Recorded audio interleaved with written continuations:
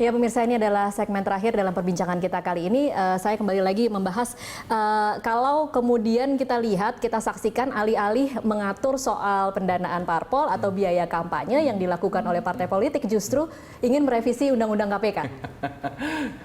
Ya, kalau dalam pandangan saya itu sudah suatu hal yang ya dalam kondisi yang seperti sekarang, koruptor mana sih yang nggak terganggu dengan posisi KPK? Kan pilihannya sekarang kalau dalam, ya saya ini dalam perspektif saya ya, revisi Undang-Undang KPK itu hampir semua kontennya itu tidak ada yang menguatkan KPK.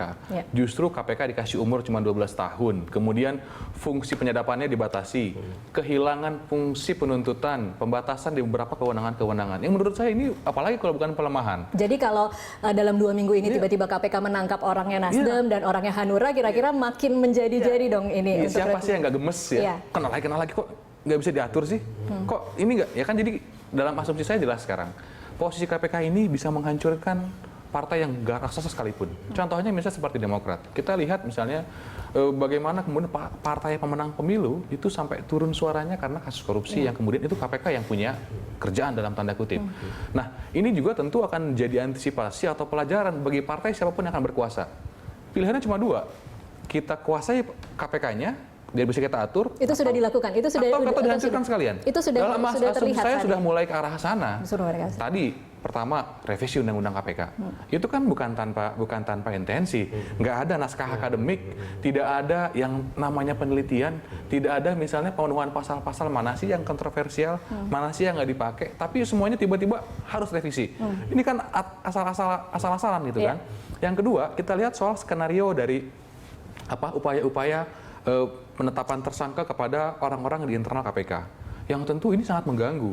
Penyidiknya misalnya, dimulai di penyidiknya ditersangkakan, tentu akan freeze, diam itu di penanganan perkara dalam waktu tertentu. Pimpinannya 2 orang juga tersangka. Ini juga sudah pasti akan mengganggu ritme kerja KPK.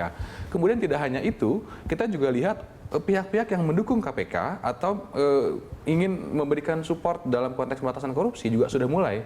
Seperti Komisi Yudisial misalnya, juga jadi tersangka. Kemudian kita lihat orang-orang yang secara individu juga mendukung, Denny Indrayana juga tersangka. Jadi ini sudah banyak, dari mulai regulasinya coba dipangkas dalam tanda kutip, kemudian juga dari mulai orang-orangnya, yang dalam pandangan saya tentu ini harus turun tangan Presiden. Tidak bisa ini dia mendiamkan posisi yang sangat genting seperti ini. Oke, Pak Kris, jadi apa dong yang bisa dilakukan? Apa yang mungkin bisa dilakukan oleh masyarakat sipil ketika kita menyaksikan ada semacam kolaborasi terselubung nih antara pemerintah, legislatif untuk kemudian mengamankan mereka sendiri untuk bisa melakukan korupsi? Memang kalau aktor negara sudah kacau balau, aktor non negara yang harus berperanan lebih besar. Dan ini saya tunjukkan, saya bisa kelihatan di dalam soal KPK ini. Memang KPK ini kan juga sebetulnya muncul karena ada histeria anti korupsi luar biasa, ya kan? Maka dibentuk KPK seperti ini. Nah, memang itu orang tentu bisa berdebat. Bagaimana sebetulnya sekarang ini merubah undang-undang KPK, tapi sekaligus menguatkan. Satu kuncinya, transparan saja. Ya, kalau memang mau merubah undang-undang dengan menguatkan KPK, harus transparan kamu. Apa yang kamu pikiran-pikiran besarmu seperti apa, paradigmamu apa, dan kemudian apa saja mau kamu masukkan sebagai pasal-pasal. Dan itu harus menjadi perdebatan publik lebih dahulu. Dan ini sebenarnya bukan barang baru. Ini ada dalam undang-undang bagaimana membentuk undang-undang kan. Ada semua itu.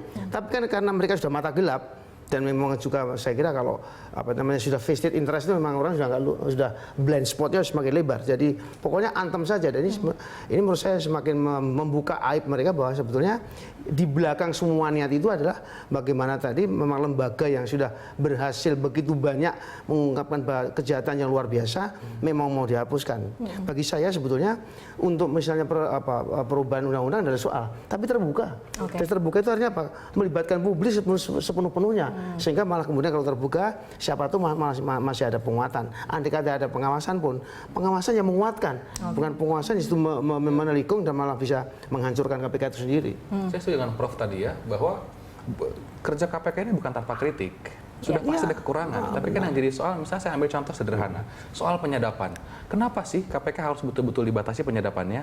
Karena dianggap KPK bisa menyadap sembarangan. Yang jadi soal misalnya, apakah kepolisian diaudit jelas?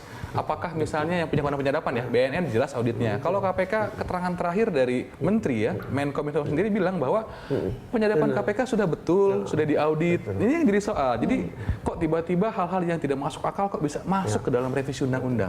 Jadi menurut saya ini harus ada apa ya, perlawanan dari presiden untuk menolak revisi undang-undang KPK. Karena sekarang juga bolanya masih di presiden. Ya, tentu saja kita sangat berharap pada presiden Jokowi. Dan saya kira keterbukaan merupakan kekuatan daripada masyarakat sipil ya, Mas. Oke, baik. Kita nanti saksikan bagaimana perkembangannya lebih lanjut. Terima kasih Mas Tama dan juga Pak Kris.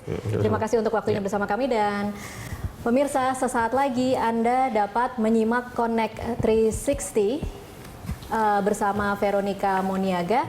Atas nama seluruh kerabat kerja yang bertugas, saya Tasya Liutmila mengucapkan terima kasih atas perhatian Anda dan sampai jumpa.